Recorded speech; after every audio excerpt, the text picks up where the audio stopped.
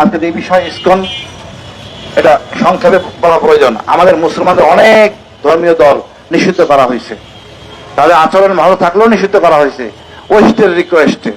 আমরাও রিকোয়েস্ট করি অনুগ্রহপূর্বক স্বরাষ্ট্র উপদেষ্টা আপনি এক্সিকিউটিভ আদেশে ডক্টর ইউনূসকে বলে ইসকনকে নিষিদ্ধ করুন।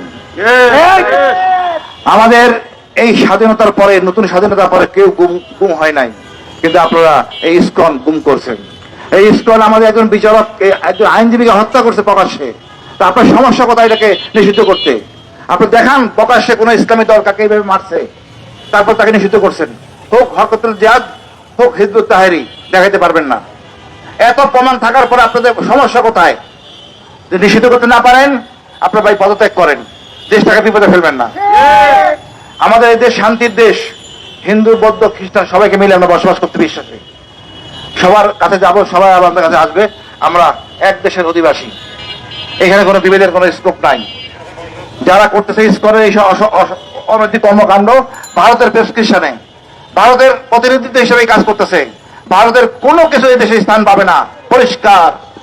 ভারতকে আমরা এক বিন্দু ছাড় দিব না। সুতরাং আমরা যখন উন্নয়নের দিকে যাব, ভারত এক এক পরে এক এক ন্যারেটিভ আনবে, আমরা কোন ন্যারেটিভ প্রশ্রয় দিব না। আমাদের হিন্দু ভাইরা, সনাতন ভাইরা এই ইসকনের আচরণকে পছন্দ করেন না। তো গুটি কয়েক লোকের জন্য আমাদের এই সুশ্রী নেওয়ার কোনো কারণ নাই। ওনারা চায় যাতে আমরা হিংস্র হয়ে ওদেরকে হাত দেই। আমরা এমন বোকা নয়, এই ট্র্যাপে আমরা পড়ব। আমরা শান্তিতে বিশ্বাস করি, শান্তিতে থাকবো। তবে ভারতের কোন ন্যারেটিভ বাংলাদেশে চলবে না। এখানে যেরকম জাতীয় পার্টির সুশ্রী চলবে না, আওয়ামী লীগের সুশ্রী চলবে না, নির্বাচনে ফাইজলামি চলবে না। জনগণ যারে খুশি তারা ভোট দিবে, কোনো আপত্তি নাই।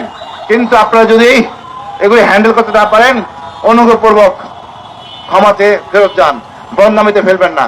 আমাদের দেশটা শান্তির দেশ, শান্তিতে বসবাস করতে চাই।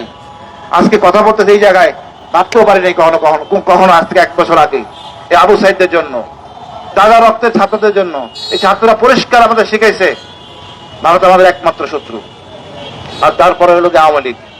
আর এর সাথে যোগাবে এখন জাতীয় পার্টির সাথে যোগাবে এখন ইসকন। ইসকনও নিষিদ্ধ হবে, জাতীয় পার্টিও নিষিদ্ধ হবে, এই সহযোগী সব নিষিদ্ধ হবে। আমরা থাকবো শান্তিতে, এক ছাতার নিচে, এক পতাকার নিচে, সম অধিকার সমমর্যাদার ভিত্তিতে। ধন্যবাদ ভাই, অশেষ ধন্যবাদ। বাংলাদেশ দীর্ঘজীবী হোক।